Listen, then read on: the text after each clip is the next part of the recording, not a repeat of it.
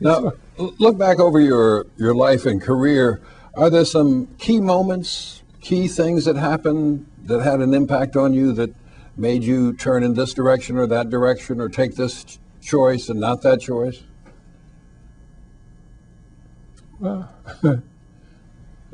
in minor things, and I don't know of anything of a major nature. I was always busy, and as I say, I just don't know. I just don't know. I never. Well, the gift of that Constitution turned you in one direction. Yeah, The annotated Constitution. Yeah, that's right. Any other things like that? Well, he could have. I remember riding on the train going to Washington when I was going up to Dunbar. I was talking with a man about what I was going to do, and I told him I was going to study Spanish because I may go to South America.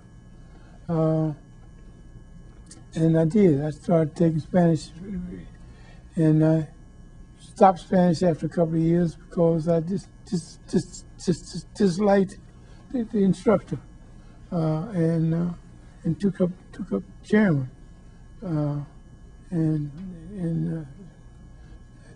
when I was in high school, I remember also after I started studying German, I remember writing an essay for a guy named. You remember a guy named Hill used to teach at Lincoln? Yes, J. Newton Hill. Yeah. Yes. Well, he was at Dunbar at that time. Really? And I wrote this paper, and I thought I'd written a pretty nice paper. And then I ended up with Das Manville, Das Man Kahn. And instead of giving me credit for trying, he scratched on my paper, don't try to be so philosophical.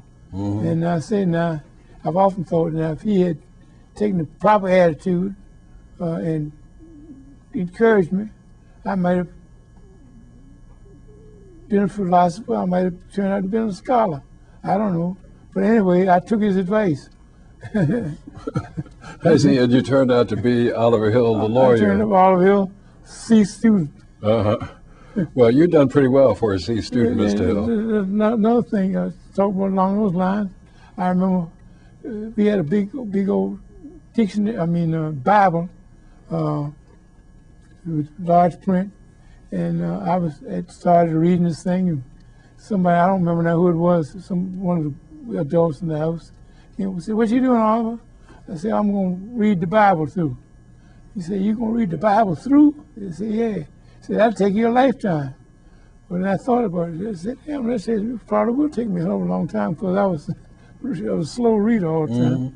Mm-hmm. So I gave up on Genesis before I got through Genesis. Then maybe if they had said, "Well, that's a great ambition, keep on going," I might have turned out to be a theologian. I don't know. My grandfather was the founder of Mount Carmel Baptist Church. He was one of these fine brimstone preachers. Well, we're glad a lot of things of that nature could have happened. Yes, well, we're glad you didn't go to South America. You didn't become a preacher. Somebody gave you that Constitution.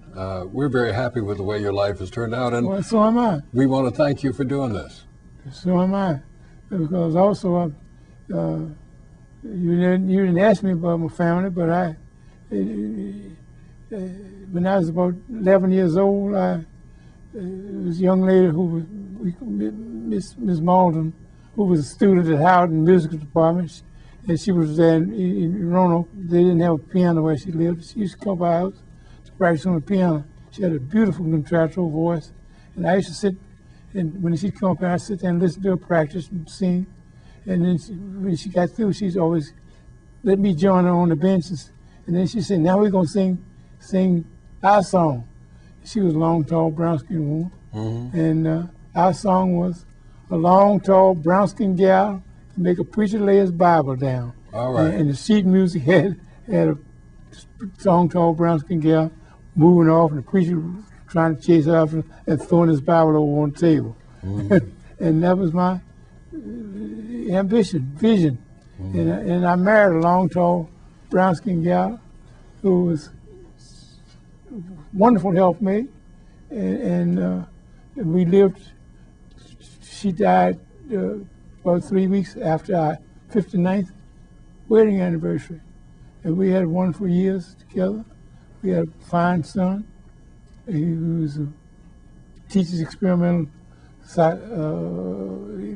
psychology at Virginia State University. He has one daughter, and she's graduated of MIT and does with that Lucent, one of those spin-offs from AT&T. Lucent Technologies. Lucent Technology. Yeah. And in the experimental unit. They just sent her to Netherlands to work over there for a while. Well, as I said earlier, we So- could talk for hours and Yeah, hours and sure. hours and hours, but we don't want to tire you out. Okay. But But all I'm saying is he divorced that wife, married another girl. She teaches philosophy at Virginia State. They had 2 children. She had 2 children. So he has 2 stepchildren, his brother, his own daughter. And so we've had a wonderful time. I feel to be 93, which is not too bad. No, not bad at all. My vision is try to make it to 27. All right. That'll give me 100 years. Good for you, Will. I hope I'm around to come to the birthday party. Okay, Thank you again, Mr. Hill. okay, thank you.